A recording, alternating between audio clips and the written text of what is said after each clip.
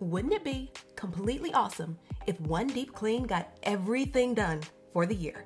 Like, imagine it. No dirty laundry, no dishes stacking up, nothing to sweep or vacuum, no need to make the bed, a place for everything and everything always in its place. But that's ridiculous, right? So if we know that we can't do that in our homes, why do we feel like we can do that in our lives? Welcome back, or welcome if you're new here.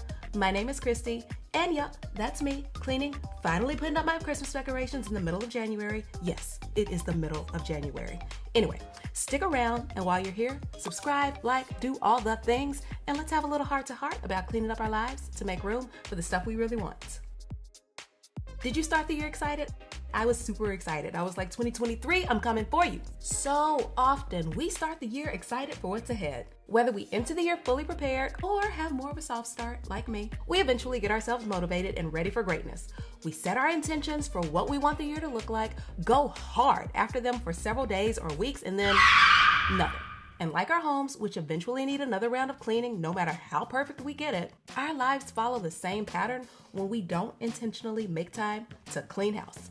Our life is a constant process of putting things up, taking things down, reflecting, growing, changing, reevaluating, and doing it all over again.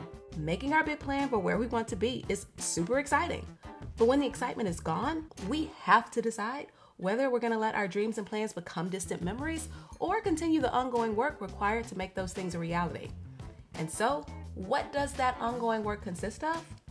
Constantly cleaning house.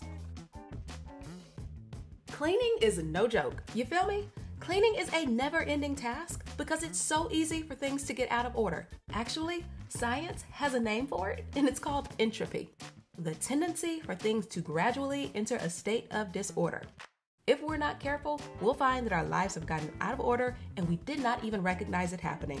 That one dish you put in the sink that somehow turned into a whole pile, that one dirty piece of laundry that seemed to fill up the hamper, that one pair of shoes taken off at the door that led to cluttering up the hallway, or the Christmas decorations that just a few weeks ago brought so much joy, but now they make you feel itchy. And we look around and wonder, how and when did things get so messy? If we don't have systems in place for keeping things clean, whether that's doing a little bit each day or dedicating time each weekend to get things in order, the space around us tends toward disorder.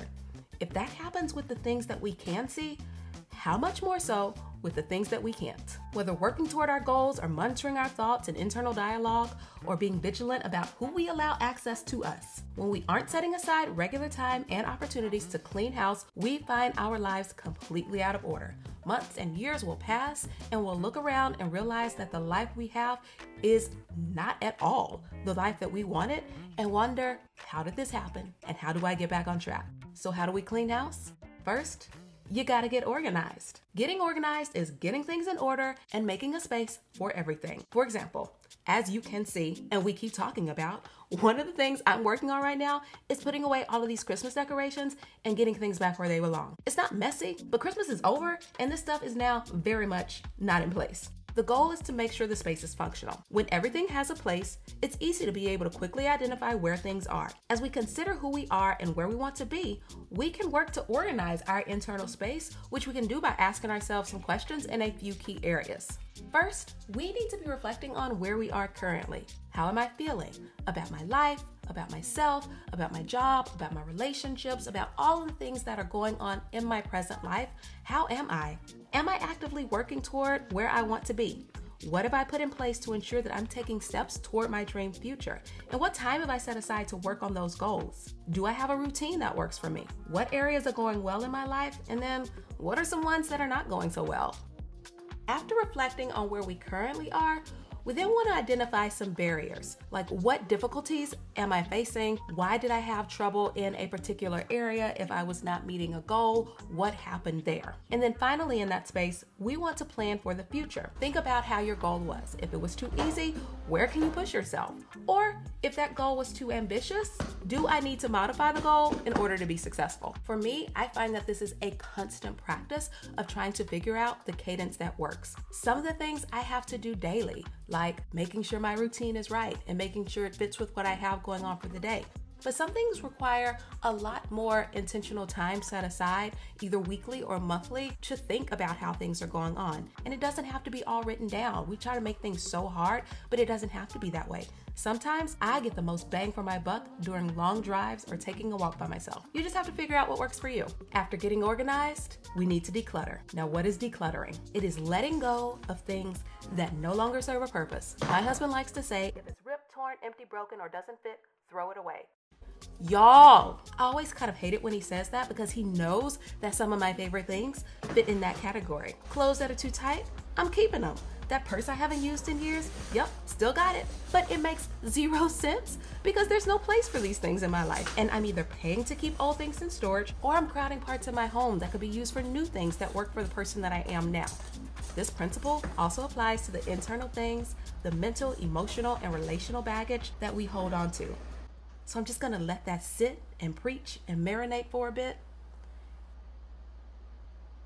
Internally, we have to figure out what baggage we're carrying around that no longer serves us and that's not moving us forward in life.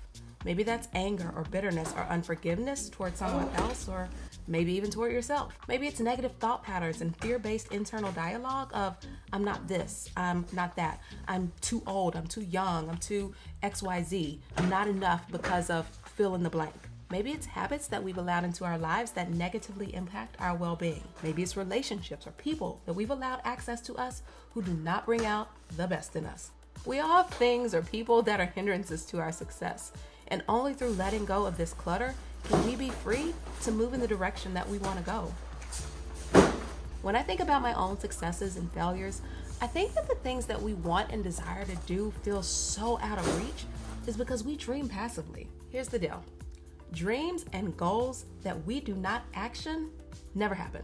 We expect that because we said it a couple of times and desired it, and maybe even did our vision board, that it should just happen. But we often miss the part of frequently revisiting where we want to go and putting action behind our dreams. Y'all, a lot can change in a year, and I, for one, am very much looking forward to the things that can happen over this year. What would happen if instead of letting those beginning of the year dreams slip into disarray, we decided to constantly be focused on cleaning house?